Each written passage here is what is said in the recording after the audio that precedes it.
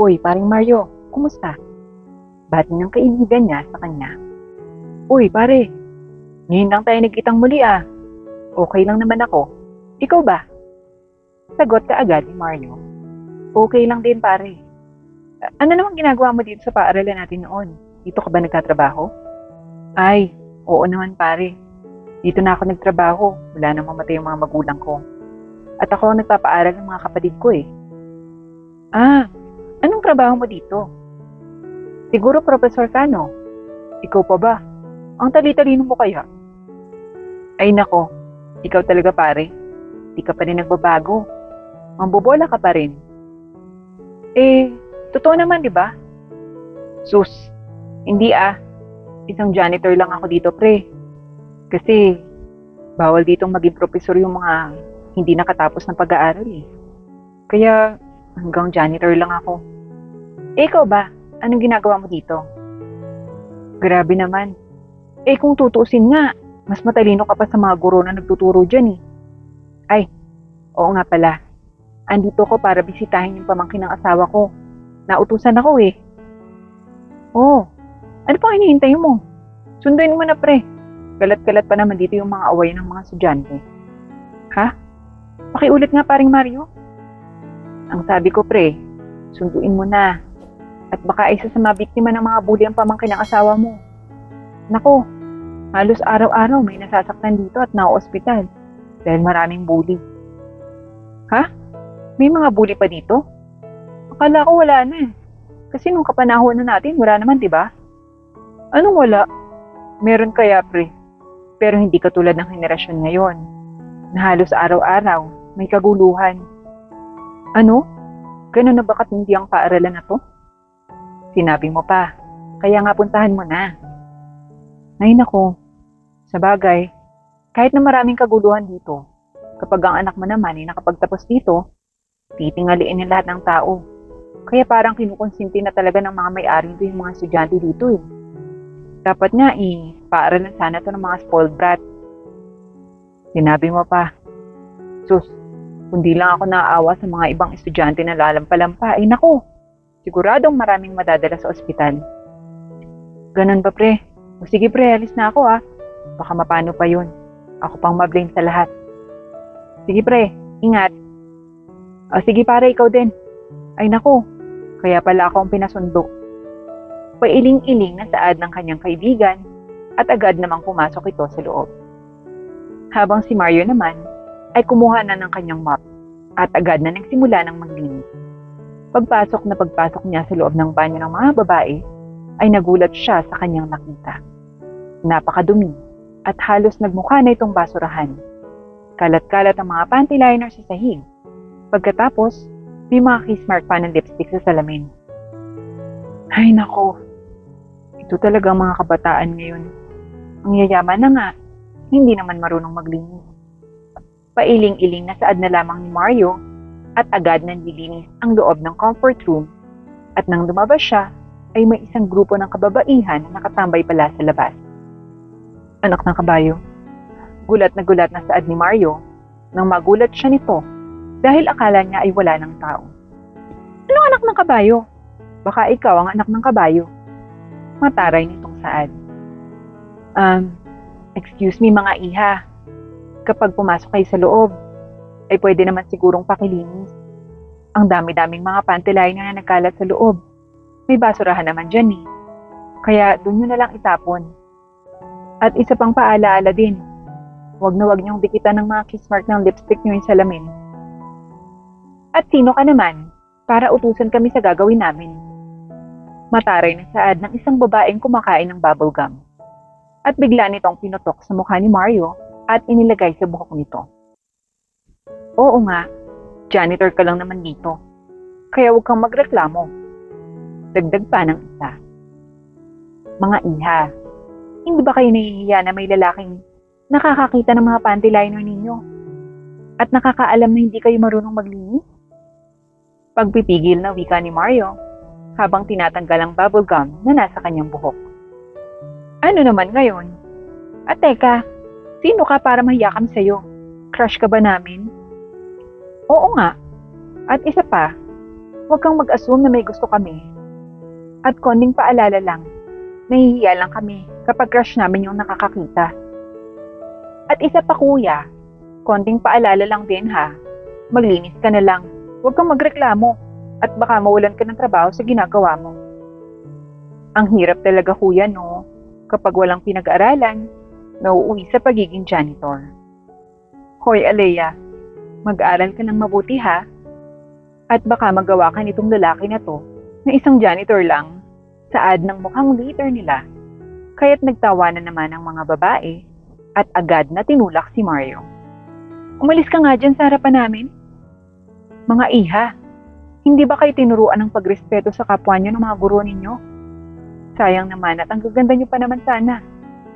Pero parang wala kayong respeto sa tao. At sino ka naman sa inakala mo para sabihin kami ng irespeto ka? Deserve mo ba? Oo nga, correct ka dyan sis. At kuya, ipapaalala lang namin sa'yo na may respeto kami. Pero binibigay lang namin yun sa mga ka-level namin. At hindi ikaw yun. Huwag kang feeling dyan. Janitor ka lang. Isipin mo na lang na langit kami. Tapos ikaw, lupa. Huwag mong questionin kung tinuruan ba kami ng mga guro namin. Dahil sa tinuruan kami nila at hindi mo deserve ang respeto namin.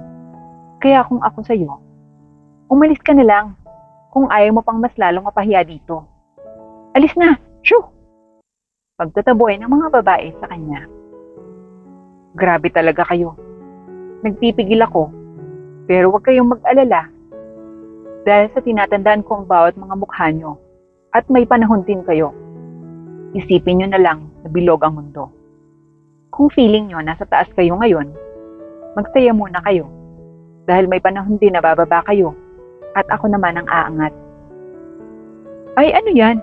Nagbabanta ka na, Mr. Janitor? Ay, natatakot kami. Tawanan ng mga babae. Sige, tumawa lang kayo hanggang sa gusto nyong tumawa. Wala namang nakakatawa. Anong wala? Meron kaya? Hindi mo alam? Ikaw ang nakakatawa. Nangangarap ka ata ng gising. Naku, Alea, bigyan mo nga yan ng pera. Baka gutom na yan. At kung ano-ano nang pinagsasasabi. Kawawa naman. Janitor na nga lang ang trabaho para makabili ng pagkain. Diyos ko, nalipasan pa yata ng gutom at nababaliw na. Umilis ka na dito. Nakaka-bad mood ka na sa amin. Tsupi, bawal dito ang mga mahihirap. Pagtaboy ng mga babae sa kanya, kaya tumayo na lamang si Mario at agad nang umalis.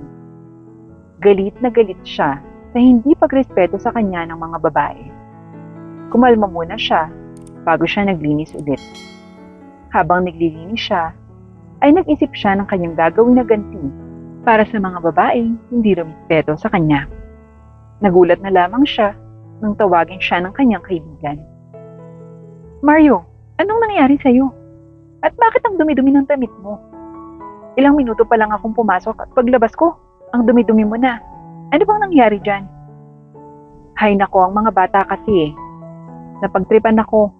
Wala na sigurong mabudi. Ano? Pinagtripan ka nila? Oo eh. Mag-slide lang naman ako dun sa loob ng comfort room. Pero huwag kang mag-alala. Okay lang naman ako, pre. Ikaw, anong ginagawa mo dito? Hindi ka pa ba uuwi? Pang-iba ni Mario sa usapan. Huwag mong ibahin ang usapan, Mario. Ang mabuti pa, ay gumanti ka dyan sa mga bata na yan. Kahit na mga bata yan, kailangan nilang matutunan ang kanilang ginawa sa iyo. Ano ba kasi yun? Sinabi ko na nga sa iyo, pre eh. Pare, alam kong may iba pa. Kaya sabihin mo na. Para naman makatulong din ako. Kaya't napabuntong hininga na lamang si Mario, sabay sabing, ang mga bata kasi, hindi ako nirespeto. At nagalit pa talaga sila sa akin. Dahil sinabihan ko sila na mali ang ginawa nila. Ano palang ginawa nila, pre? Hay, kasi ang mga panty liner nila, ikinalat nila sa sahig, kaya't ang dumi-dumi. Tapos, may mga kiss mark pa sa salamin. Halos araw-araw akong naglilinis, pre. Minsan nga, gusto ko nang huwag linisin. Pero mapapagalitan naman ako. Baka sabihin hindi ko ginawa yung trabaho ko. Grabe na talaga ang mga bata sa ngayon, no? Pero pre, may iniisip akong paraan para makaganti ka. At magsisi yung mga yan. Ano naman yan, pre? Baka kalokohan yan, ha? Baka matanggal pa ako sa trabaho ko. Ano mo naman, may mga batas na ngayon. Kaya tinitiis ko lamang mga ito. Sus, gawin mo na lang yung iniisip ko. Alam ko namang effective to, pre. Ano ba yan, pre? Simple lang, Mario. Linisin mo ng linisin yan. At yung puntong pagpasok pa lamang ng mga bata ay mag-slide na sila. Eh di nakaganti ka na sa kanila. At yung salamin, lagyan mo ng shoes glue. Yung hindi halata. Basta, yung mga ginagawa natin noon. Pare, kawawa naman ng mga bata. Sus, pare, huwag mo na silang isipin. Ang isipin mo, matututo yung mga yan ng leksyon at hindi na sila muling magkakalat pa. Sige pare, try ko muna ha. Sagot ni Mario. Oh sige, alis na ako pare ha. Agad namang umalis ang kanyang kaibigan, kaya't kinabukasan ay agad namang nilagyan ni Mario ang salamin ng shoes glue. Medyo kinakabahan siya at nang marinig niya ang mga tawanan ng mga babaeng hindi nagrespeto sa kanya, ay agad siyang lumabas ng comfort room at nagpanggap na naglilinis. Aba, akala ba namin ay nag-resign ka na? Bungad sa kanya ng mga babae. Ha? Sino ka nakausap mo? Nagtatakang tanong ni Mario. Aba ikaw, sino pa ba? Ay, akala ko kasi iba. Kasi hindi naman ako nag-file ng resignation letter eh. Paano mo naman nasabi? Wala lang. Akala lang kasi namin eh. Pero mabuti naman kung ganon. Para nandito pa yung palagi maglilinis ng mga dumi namin. Tara na nga mga A's. Huwag na makipagtalo sa isang janitor. Suhestyon ang kasama nito at agad naman silang pumasok sa loob ng comfort room. Subalit ilang minuto ang nagdaan, ay biglang nakarinig si Mario ng sigaw ng mga babae. Kaya't dali-dali siyang pumasok sa loob upang tingnan kung ano ang nangyayari. Anong nangyayari dito? Inosenteng tanong ni Mario. Tulungan mo kami! Nauutal na saad ng isang babae na sa ngayon ay halos silang lahat ay nakadikit na sa salamin ang kanilang mga labi. At bakit ko naman kayo tutulungan? Eh di ba sabi niyo kahapon, ang mga ka-level niyo lang ang tutulong sa inyo. Please, tulungan mo kami dito. At baka masugatan pa yung mga labi namin. Naiiyak na saad ng mga babae. Paano pag ayaw ko? Nakangising saad ni Mario. Ikaw ba ang gumawa nito? Humanda ka. At kapag natanggal ko to ngayon, malalagot ka sa akin. Sige, subukan mong tanggalin. Nang matanggal din yung mga labi mo. Paghahamon ni Mario sa mga babae. Tulungan mo na nga kami dito. Hindi naman masama ang ugali ko. Kaya tutulungan ko kayo. Pero sa isang kondisyon. Anong kondisyon naman yan? Isa lang naman yung kondisyon. At alam kong makakabuti din ito sa inyo. Ano nga? Sabihin mo na. At tulungan mo na kami dito ngayon na. Kailangan yung sundin to at pirmahan. Oo na, sige na. Huwag na kayong magkalat ng mga panty liner nyo at mag-iwan ng mga kiss marks sa salamin na yan. Maliwanag? Dahil kapag ginawa nyo yan, ay hindi ko nalilinisin yan. At hindi ako mananagot sa may-ari ng eskwelahan, kundi kayo. Maliwanag? Sige na, oo na kaming lahat. Okay, madali naman pala kayong kausap eh. Pirmahan nyo muna. Saad ni Mario, at agad na pinirmahan naman ng mga babae. At maya-maya pa, ay natanggal na ang pagkakadikit ng mga labi ng babae sa salamin. Naisahan niya ang mga babae. Dahil sa tatagal lang pala ng 30 minutes ang pagkakadikit ng mga labi nito mula sa salamin. Ang talino mo rin ano, at naisahan mo kami. Ako pa ba? Kaya huwag na huwag kayong magkakamali na huwag tumupad sa usapan natin. Paalala ni Mario, at dahil doon, ay hindi na nagkakalat pa ang mga estudyante sa kanilang comfort room at natuto silang magrespeto sa hindi nila ka-level na tao dahil sa ginawa ni Mario sa kanila.